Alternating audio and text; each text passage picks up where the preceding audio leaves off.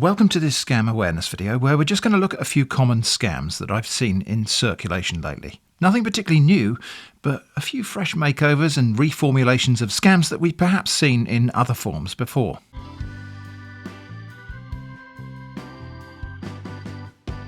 As always, if these scams seem obvious and stupid to you, well done, you're very smart.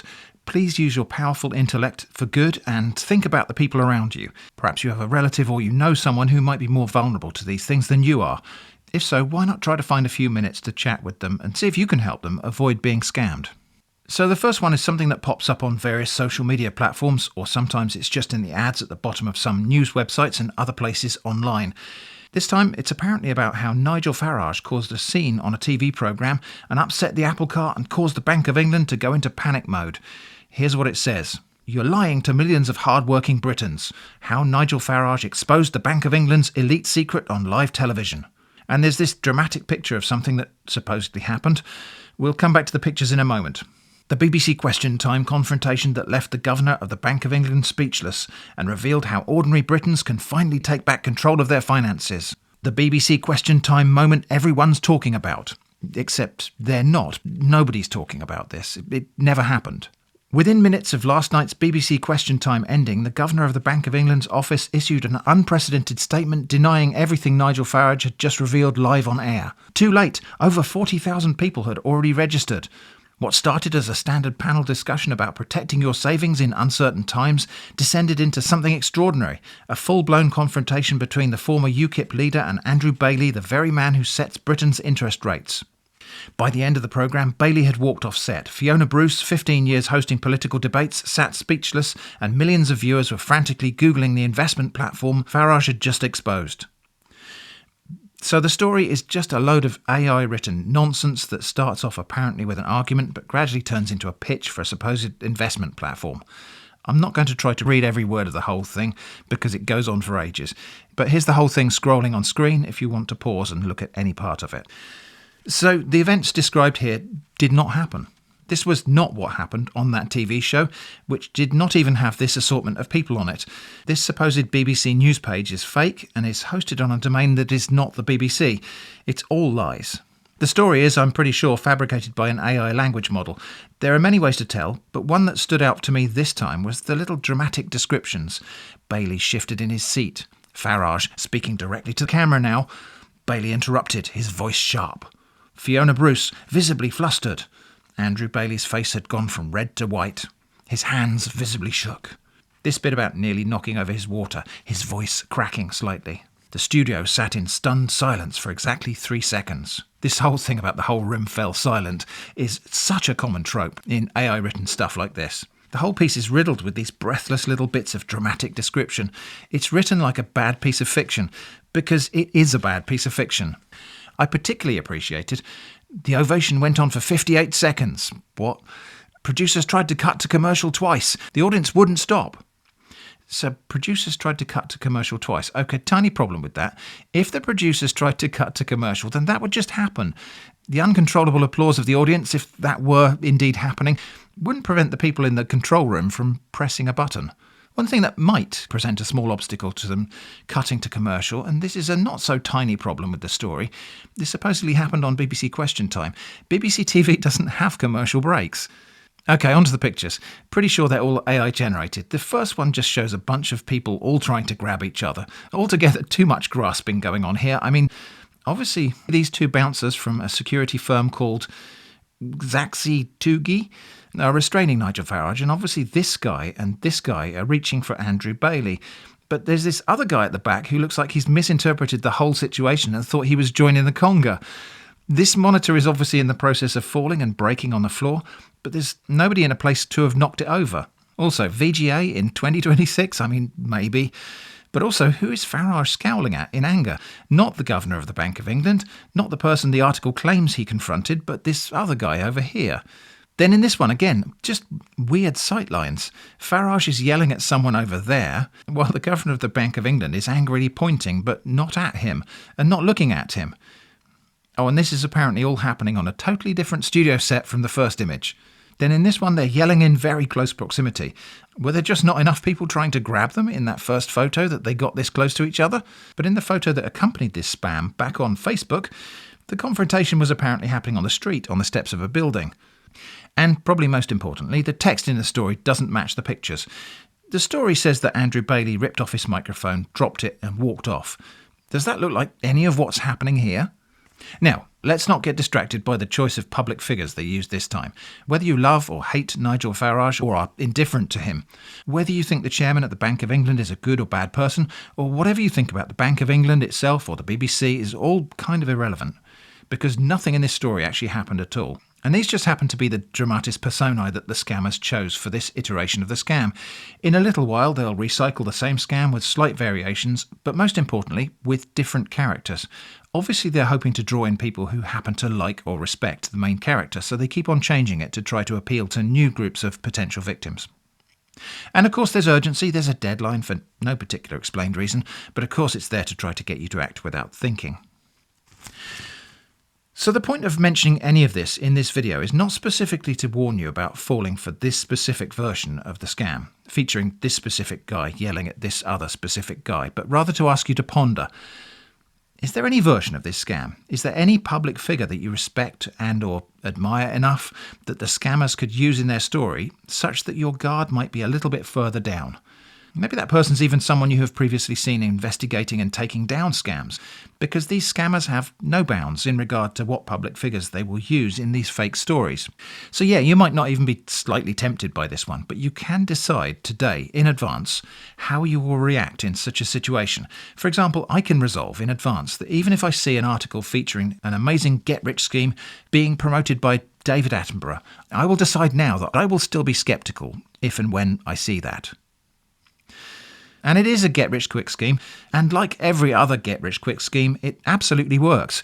It's just that if it's being sold to you, you're not the one who's going to get rich. You're not going to make money from it. You're the one providing the money that someone else is making from it. The payload of this long and rambling article is an investment scam called Galaxy Space AI, where you supposedly invest just £199 and their app, using AI or space algorithms or something, invests it on the stock market or in cryptocurrencies so as to yield a regular monthly income of thousands of pounds.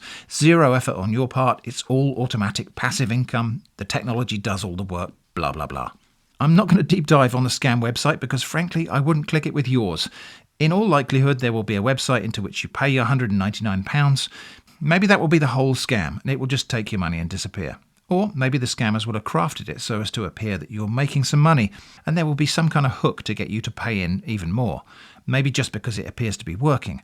Maybe because your balance is tantalisingly a few hundreds of pounds short of the minimum withdrawal threshold of £10,000 or something.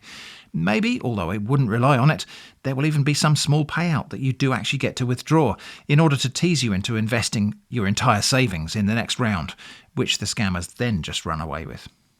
That does sometimes happen, by the way, and in case that sounds tempting, in case you think maybe you could play these scammers and just walk away after that initial payout, if that is even the scheme, it's important to remember that any such payout would have been sourced from funds fraudulently extracted from other victims. So you'd be a party to that fraud, so that probably isn't a great idea. Anyway, I will link to some resources in the video description about how these scams work, what they look like, and so on. That isn't the main point here. The main point, to reiterate, is prepare yourself for the day when you stumble across a version where the scammers just happen to have cast characters that you do perhaps believe and trust, and decide in advance that you will never rush into some get-rich scheme on impulse based on some exciting story that confirms your existing hopes and biases.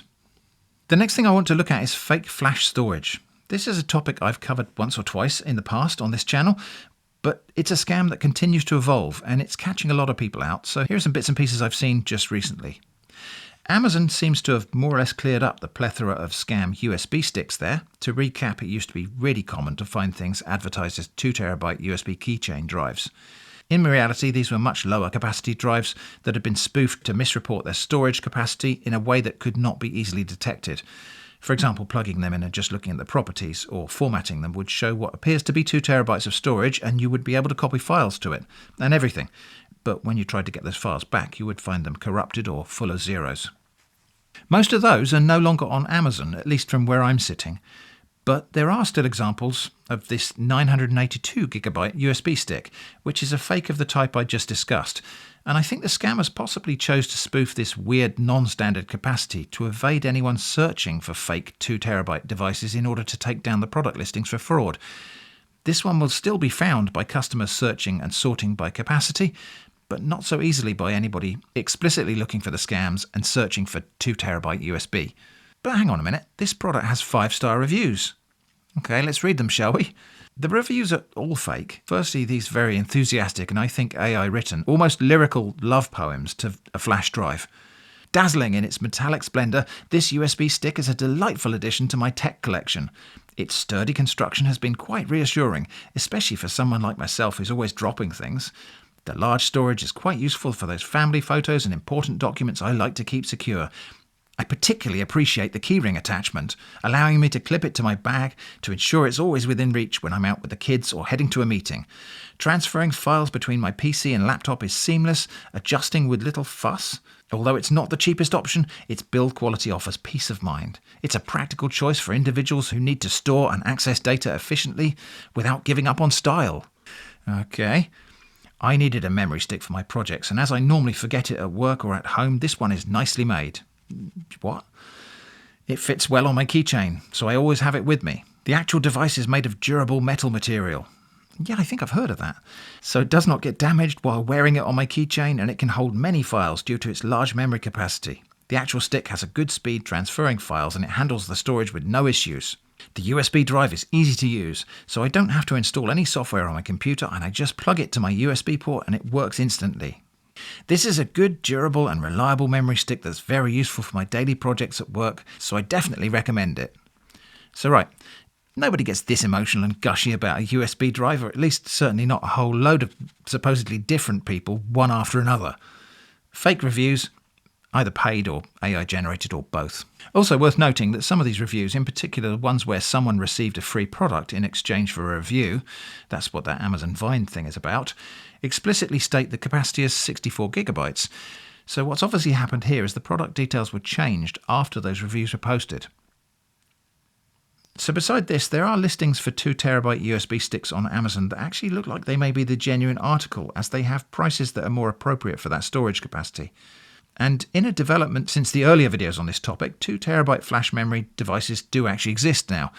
I can't say for sure that I absolutely trust all of these examples to either be genuine or good quality, but I don't see any hugely obvious scams here, and that itself might be a problem.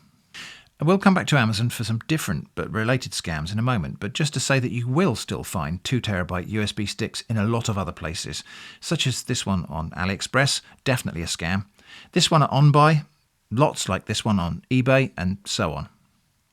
I got a handful of other videos about those devices already, so if you want to know how that scam product actually misleads people, I'll link to one of those. But now let's look at how these scams have evolved since those earlier videos. To start, there are lookalike scams. For example, you may have seen these SanDisk external SSDs. These are genuine. Here's one that has 2TB capacity and a price to match. Here's something that looks very similar, except instead of SanDisk, it's just hard disk. This one is fake and a scam.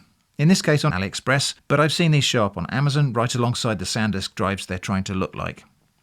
The item you would get if you buy one of these will be dropshipped from somewhere like this, and from some of the pictures I've seen, it's just a 3D printed fake SanDisk looking case, and on the inside a little USB card adapter containing a generic SD card that's had its capacity spoofed. It's the same thing we've seen many times before, but just in different clothing this time. Next, some scams that start off in a grey area where it could be argued they're not actually scams, but rather just poorly written product descriptions.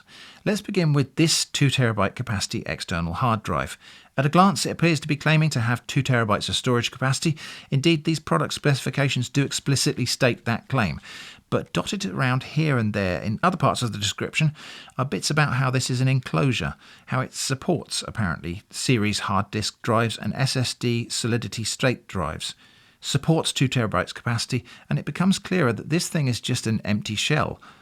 So yeah, SSD and hard drive enclosures like this are really common. I've got a number of them myself, and they're used to turn a SATA hard drive or SSD or M.2, NVMe or other solid-state drive into standalone storage. You buy the enclosure and either install a drive you already own or buy the drive separately. So this listing is just for the enclosure, not the storage, and it is appropriately priced for that sort of thing. So you could argue that this product listing does technically provide all of the information for a sufficiently alert buyer to fully understand what they would be getting here. And I agree, it does. But I do think the description has been crafted with intent to mislead in a way that implies the storage is included in it. Don't believe me? Well, I did say this was a grey area, and it is. So that one we looked at is probably one of the less dishonest examples in that gradient of grey shades. But there are other listings like this one where nearly everything on the page is claiming that you get a 2TB external SSD for £10.56. You'll be lucky. Obviously too good to be true. Maybe that's why the brand is called Lucky. There is, as far as I can see, only one little thing on the page that gives it away, and it's interface support B button, B and M button, which appears to be talking about the keyway slots on different types of SSD that you could install in here. Everything else suggests or states that it's a fully functional portable mobile solid-state drive, but that's not what you'll get. No. Or this one from a brand that everyone has heard of, where the product and price are such that I'm sure you're only going to get the empty enclosure, not the storage. But nothing on the page says that, and lots of things on the page do appear to claim that the thing has storage included.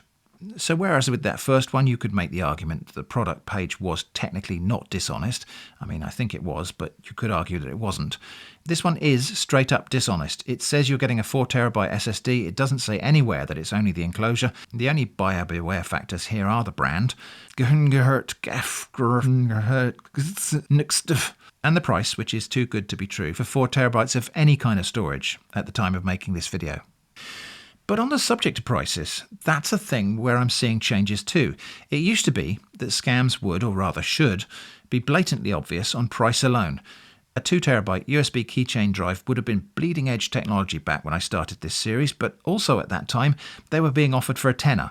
That should have been enough for people to suspect or fully conclude that it was a scam. It's just too good to be true. But in the intervening years, the capacities of solid-state storage have increased and the prices have generally come down.